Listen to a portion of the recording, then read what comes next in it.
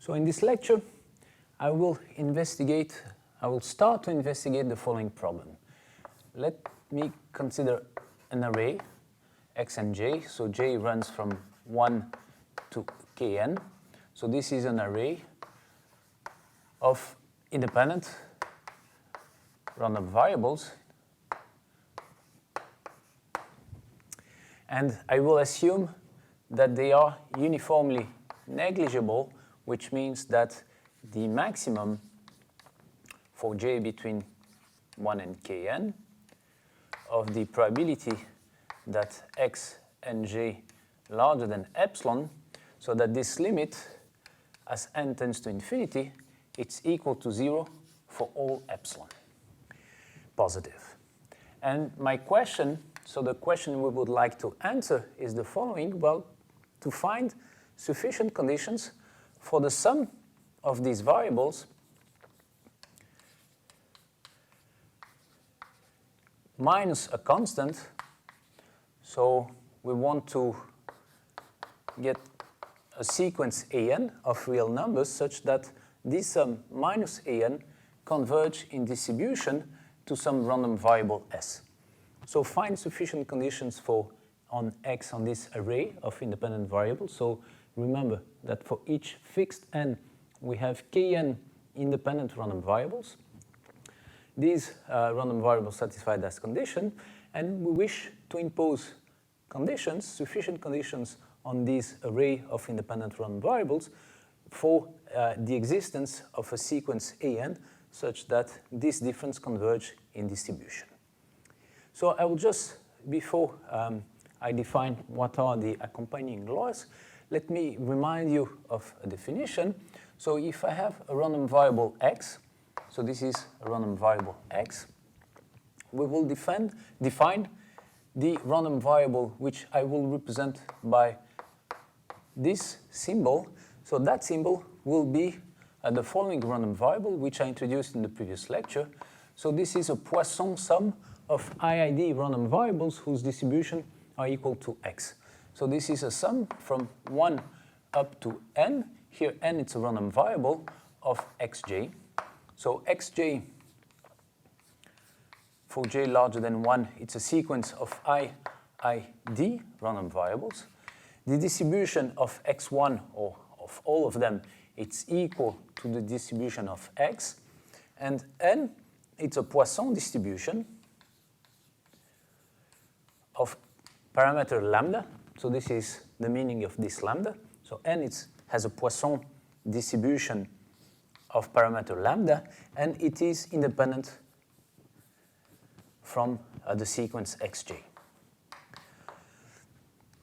So this is the definition of this random variable, and remember that we have computed the characteristic function of this random variable x lambda at t, and this was given by the exponential of lambda times, or maybe let me write that as the exponential of lambda times phi, which if phi represents the characteristic function of x, phi x t minus 1. So we introduced this random variable in the previous lecture. We compute its characteristic function, and it's given by this expression. And remember that x lambda has an infinite divisible law. So these random variables will appear in this lecture, so keep in mind the definition of this random variable. So before I introduce the accompanying laws, let me make two important remarks. The first one is that I'm not assuming here the existence of a first or second moment. So I'm not requiring these random variables here to have mean 0, as we used to do in the previous lecture, or the variance to be finite. So no mention to the existence of a first moment. It's made in the theorem, which I will state in a second. And then the second remark is to remind you of a sufficient and necessary condition for the uniform negligibility. So remember that if this condition holds.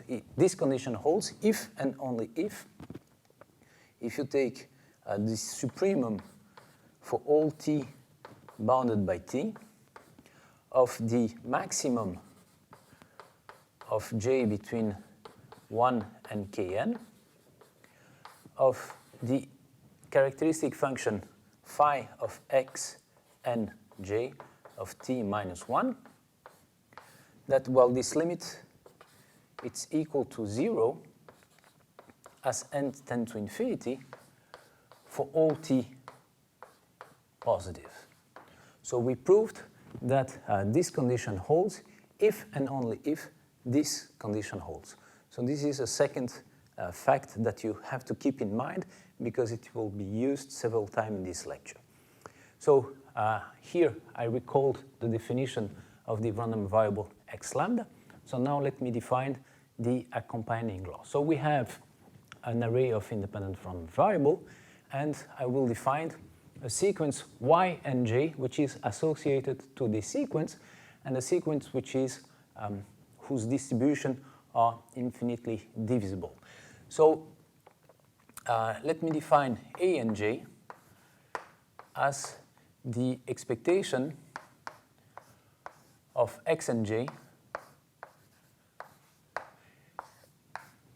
provided, since we don't know that x and j we didn't do this assumption, so we will here consider the points at which x and j it's bounded by 1 in absolute value. So here, of course, 1 is not important. You can replace 1 by any finite number, it's fine. And this will be the definition of a and j. Of course, I can write a and j in terms of the distribution measure associated to nj. So that will be the integral over all points x less or equal than 1 of x d mu and j, provided mu and j represent the distribution measure associated to the random variable x and j. So this is the definition of a and j. And once I have this definition, I will define a new random variable x and j, which is, I'm centering these random variable x and j, and you will understand in a second why I'm doing that. In a second, no, but it will take a few minutes, but it will be clear why we need to do this centering. So x tilde and j will be just x and j translated by a and j. And then once this random variable has been introduced, I will represent by y tilde and j this random variable taken by this transformation. So that will be, you take x tilde and j, and you consider the Poisson transformation with lambda equal to 1. So sorry, that's bracket, closed bracket, right bracket, 1. So I'm taking this definition for this random variable, and where I'm taking here a Poisson distribution of parameter 1. And since this is x tilde, it's given by that, so actually this is the random variable x and j minus a and j, and you perform the operation 1 to this random variable. So this is y tilde and j, and now we are able to introduce y and j, which is the random variable y tilde and j plus a and j. And as I said, so once you have this array of independent random variable, you define a new array. It's clear that this new array, it's an array of independent random variables. And what we will prove is that, well, if this happens, so there exists a sequence such that this sum minus an converge to a distribution S, if and only if the same thing happens to this sequence. So that will be the main theorem of this lecture, which I will state in a second. So what's important here is to keep in mind that we have this bound, that the definition of A and J, which is given here, and the definition of Y and J, which is given in these 3 lines. At this point, I'm able to state the main theorem of this lecture. And it was anticipated in the previous take. So consider that you have an array of independent random variables, x and j. Assume that they are uniformly negligible, which is that this limit holds for all epsilon. Define y and j through this scheme. And the theorem says that, well, there exists a sequence an of real numbers such that the sum of x and j from 1 up to kn minus an converge in distribution to some random variable which I will be representing by s, if and only if for the same sequence an the sum of y and j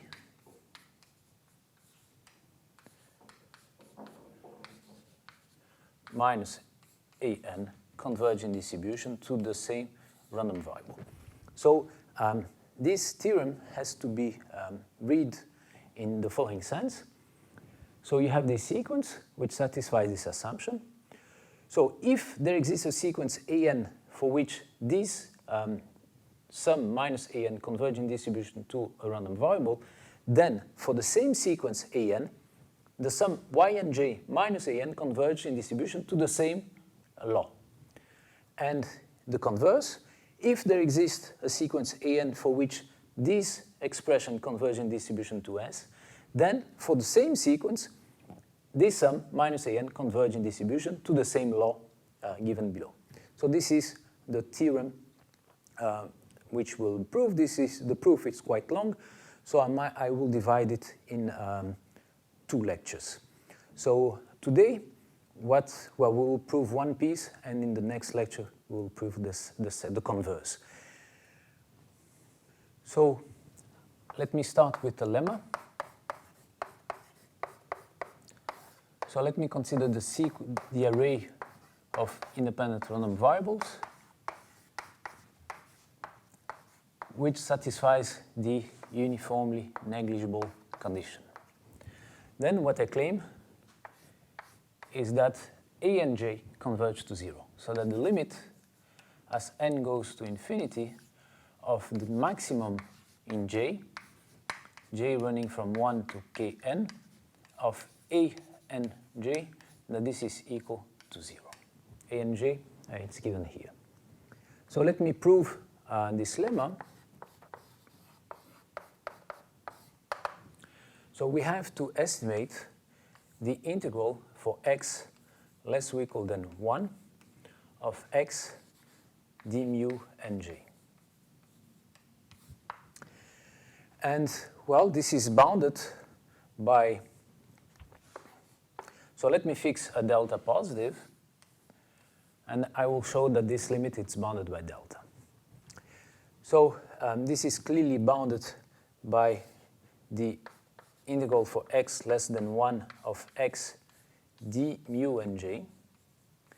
And now I will divide this set in 2 sets. I'll first consider the case in which x is larger than delta, and then the case in which x is smaller than delta.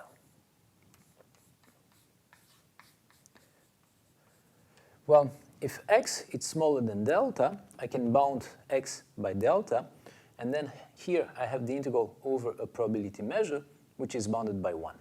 So this second integral, it's bounded by delta. Then we have the first integral, and in the first integral, well, I'll bound x by 1, and what will remain is the integral of over mu and j of this set. So this is bounded by, well, this is equal. Once I remove x from, once I bound x by 1, there's no more x, and what remains, it's exactly equal to the probability that x n j, it's larger or equal than delta. So what we proved is that A and J, it's bounded by this sum.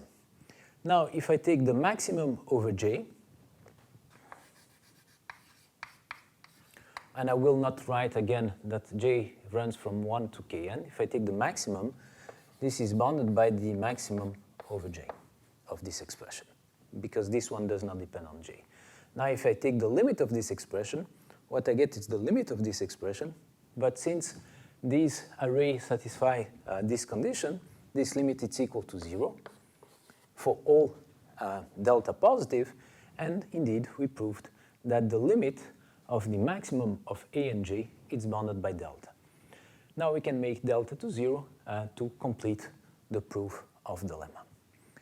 So that means that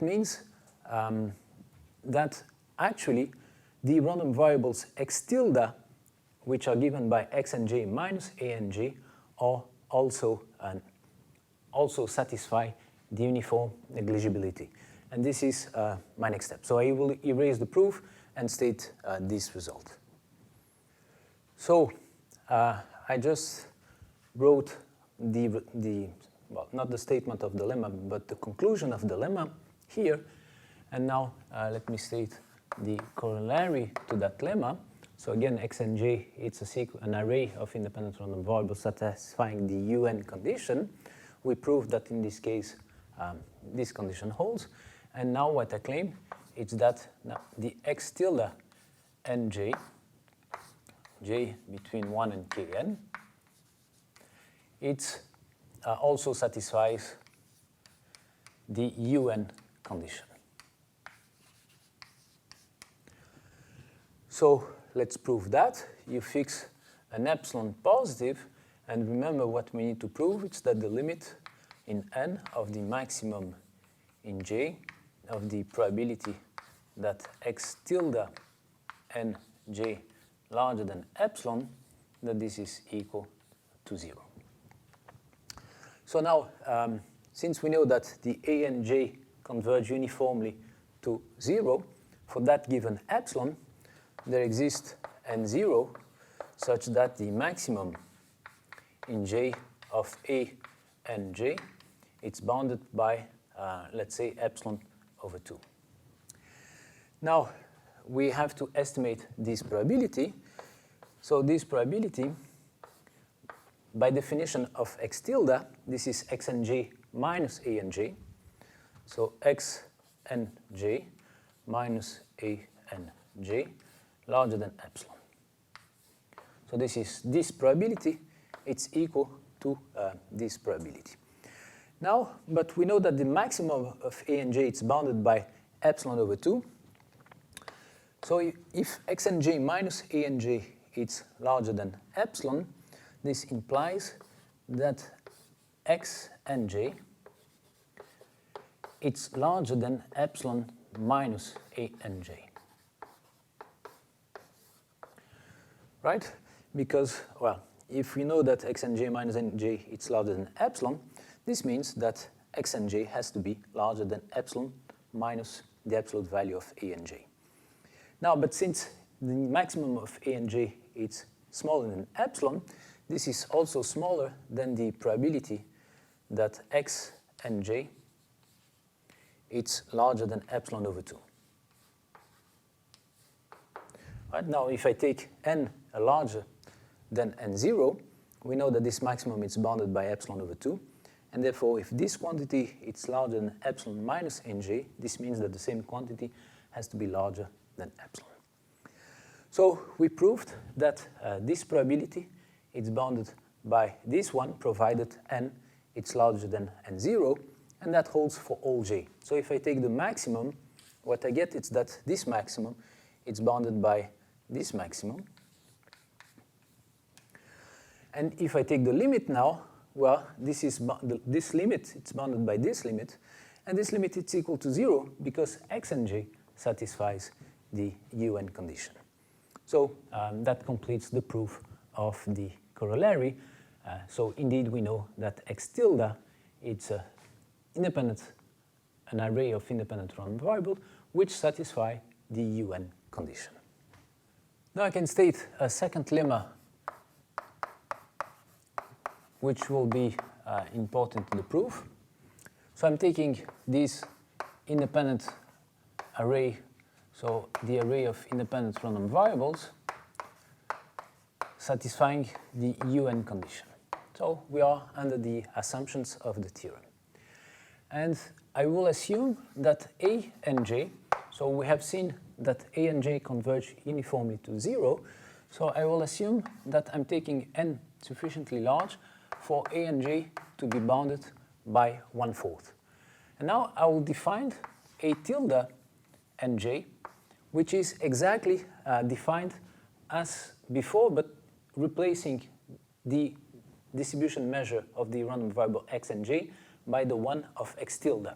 So A tilde and j will be equal to x less or equal than 1 of x d mu, and let me represent by mu x and j tilde the distribution measure associated to the random variable x tilde and j. So I'm assuming, mind, here I'm assuming result on A and J, I'm defining A tilde and J, and what I claim is that the following holds. There exists a finite constant C, let's say C0, such that A tilde and J, it's less or equal than this constant times the probability that X tilde and J, it's larger than 1/2. So we have an estimate in terms of A tilde, in terms of this, the probability that X tilde and J, it's larger than 1/2.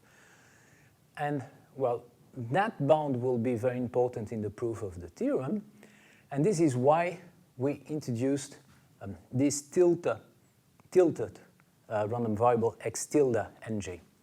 It's because we have this bound, and we couldn't prove that bound for A and J. So we are not able to prove that A and J it's bounded by this probability. We know that A and J converge to 0. This expression also converges to 0 without the tilde, but we are not able to show that A and J is bounded by a constant times such a probability. This is true only if we replace A and X by A tilde and X tilde, and this probability will be fundamental in the proof. So this is the reason why we replaced X by X tilde. It's due to this result. So let me prove this result.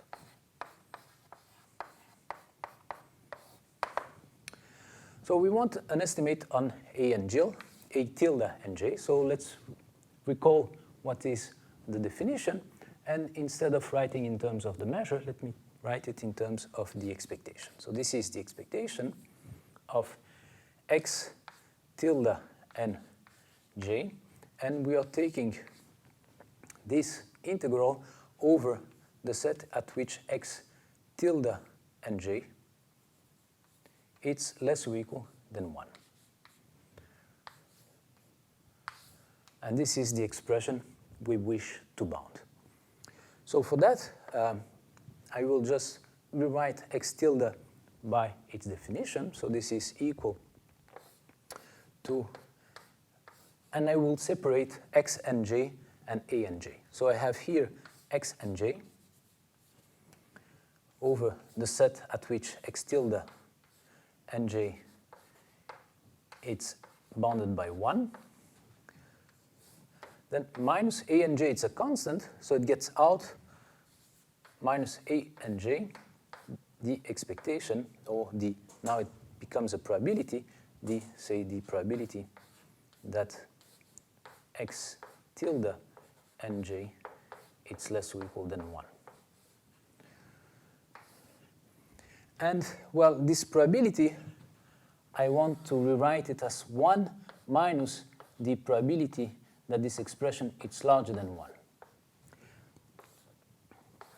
So after writing this probability of being less or equal than 1 as 1 minus the probability of being larger than 1, since this is multiplied by A and J, what I'll get is that minus A and J plus A and J times this probability. So this is what I'm going to write here is that up to this moment, we have only a sequence of identities, so we didn't do much. So this is the expectation of x and j, the indicator of x tilde and j to be less than 1, minus a and j, as I said, and plus a and j times the probability that x tilde and j it's larger than 1. So up to now, I didn't do essentially anything. It's a sequence, as I said, of identities. Now let me say that this is bounded, so I'll divide this in two expressions. We have this one and that one. The second one is easy to bound. A and j is bounded by 1/4, so this is bounded by 1. And if x and j is larger than 1, then it's certainly larger than 1/2. So the second expression, it's less or equal than the probability that x tilde and j it's larger or equal than 1/2. So this one will contribute with a constant equal to 1 here, and I can just forget it. So what we need to do is to concentrate on the first one. But on the first one, so to estimate the first one, let's recall what a and j is. A and j is given by this equation in which instead of x tilde we have x. So let me rewrite the first expression as the expectation of x and j, the indicator that x tilde and j it's bounded by 1, minus the expectation of x and j, the indicator that x and j it's bounded by 1. Because this is the definition of a and j. And I want to write that under the same expectation, so this is equal to the expectation of x and j. So I'm going very slowly, I hope you don't mind, of the indicator that x tilde and j it's bounded by 1, minus the indicator that x and j it's bounded by 1. And this is the expression which we need to estimate. So let's continue on this side of the blackboard. So that's easy because I will decompose this indicator with the set in which x and j is bounded by 1 and x and j it's larger than 1. And the same thing here. So what I want to do now is to introduce here in this first piece, I will divide this set with a set that x and j it's bounded by 1 and the set x and j it's larger than 1. So actually here we'll have the indicator function that x tilde it's bounded by 1 and x it's bounded by 1, and the indicator that x tilde it's bounded by 1 and x it's larger than 1. And the same thing here. For this second piece, I want to introduce the set that x tilde and j it's bounded by 1 and x tilde and j it's larger than 1. So here, this set, it's divided in two sets. The first one is the set in which x and x tilde are in absolute value bounded by 1, and the second set is that x is bounded by 1, but x tilde it's larger. So we have here two sets, here two sets, and we have a difference.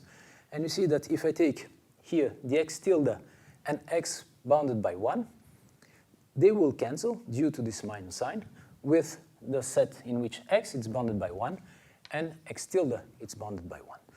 So in this difference will remain the first term, which is x tilde less than 1 and x larger than 1, while in this set it will remain that x is bounded by 1 and x tilde it's larger than 1. So this means, and I hope that you agree that this expression, it's bounded by, now I'll put the expected value, the absolute value inside the expectation, x and j. And I have the first set. The first set is that x tilde and j, it's less or equal than 1, but x and j, it's larger than 1, plus, so this one is this one which survived, and plus, well, and the second term, it's x and j, it's less than 1, and x tilde and j, it's larger than 1. And x, it's multiplying these two indicator functions. So I will estimate them separately. Maybe let me start with the second term, which is easier. So in the second term, I know that x and j is bounded by 1, so I can bound this expression by 1, and what remains, it's the probability that x tilde and j, it's larger than 1. And this expression, it's exactly the one which appears in the right-hand side, so I can just bound this expression by the probability that x tilde and j, it's larger than 1/2. And that gives me a second one for this expression. So with this argument, you estimate the second one, so now it remains to estimate the first one. So let me now turn to the first one. Well, here I want to bound x and j, but x and j, I can rewrite it as x and j minus a and j plus a and j. This is x tilde and j plus and j, so it's bounded by plus a and j. A and j, it's bounded by 1/4, and x tilde and j in this set, it's bounded by 1, so this is bounded by 3/4. So this is bounded by 1, and this is bounded by 1/4, so I get 5/4. So this term here, it's bounded by 5/4 times the expectation of this expression. So this is the probability, and in this probability I will just keep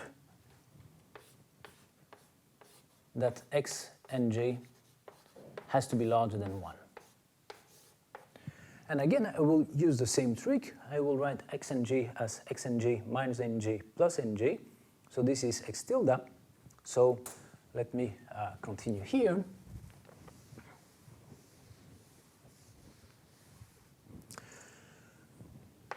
So this is x tilde and j plus a and j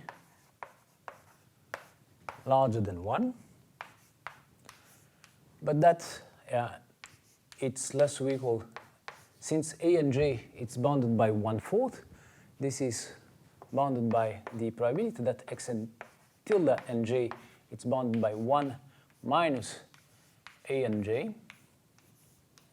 But a and j, it's bounded by 1/4, so this is less or equal than the probability that x and j tilde, it's larger than 3/4, or strictly larger, maybe than 3/4, and this is bounded by the probability that x and j, it's larger or equal than 1/2, and that gives me a further 1 to this constant, and therefore I completed the proof. I estimated the 3 terms, and so by putting together all the previous bounds, we reach at last this estimate, and as I said, it will play an important role, and it explains why we introduce this random variable, because we were not able to prove such a bound without the tildes. So this is a good point to summarize what we did so far. We want to prove these results. So we have an array of independent random variables, and they are uniformly negligible in this sense. And what we want to prove is that, well, if there exists a sequence an for which this sum converging distribution to S, then for the same distribution, this sum converges to S. And conversely, if there exists a sequence for which this expression converging distribution to a random variable S, so to a random law S, then for the same sequence, x and j minus an converging distribution to the same law. And what are these random variables? Well, we defined a and j by this expression. X tilde, it's this difference. Y, it's the Poisson transformation of this law. And y and j, it's y and tilde plus a and j. What we proved so far, two important results. First, that the maximum of a and j converge to 0. And second, well, and that implies that the random variables x, the array x tilde and j, also satisfy the UN assumption. So this is what I'm calling uniform negligibility, and which is this assumption. And of course, it follows from, we proved that it follows from this condition that x tilde, it's also satisfy this condition. And then what the second result, important result, we proved is the Lemma 2, which states that if now I define a tilde nj by replacing the random variable x nj by x tilde nj, then we have this bound.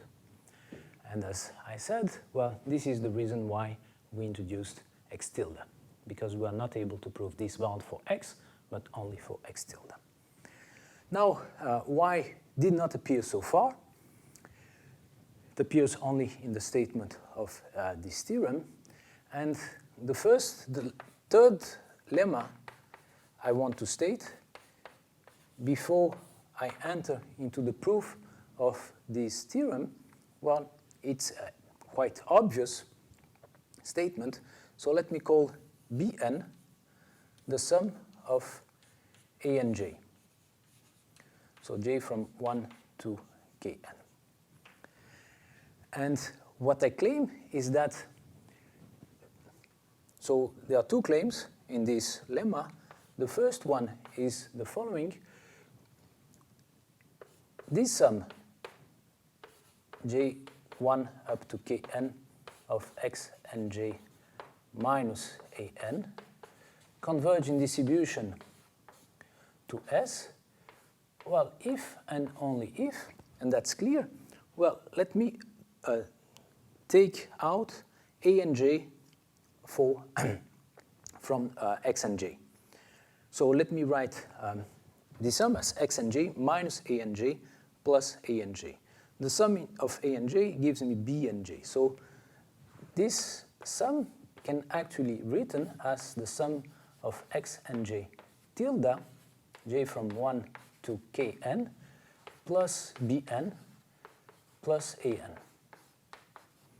So this expression here, by writing x and j as x and j minus a and j plus a and j, and recalling that bn is the sum of d and j, it's exactly equal to that expression. So this expression converges to S in distribution if and only if this one converges to S in distribution. So if we start from this assumption, it's clear that we have that this expression converges to in distribution to S. And the same thing for y. So if I have that y and j minus an converge in distribution to S, well, that happens, and let me write it here because I have no space. So this happens if and only if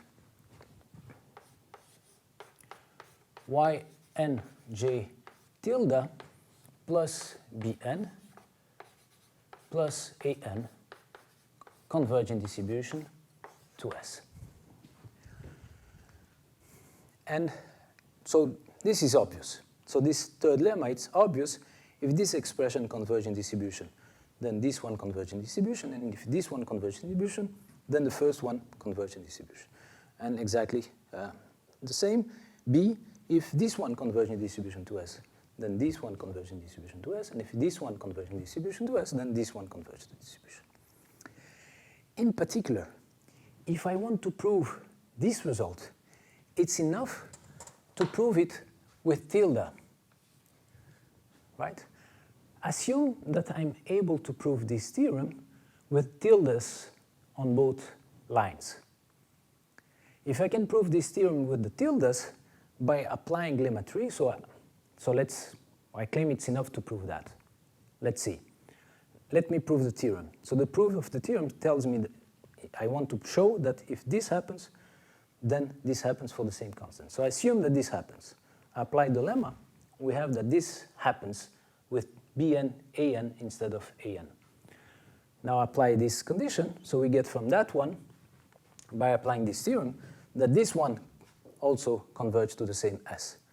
Now apply this lemma again to get that yn minus an convergent distribution.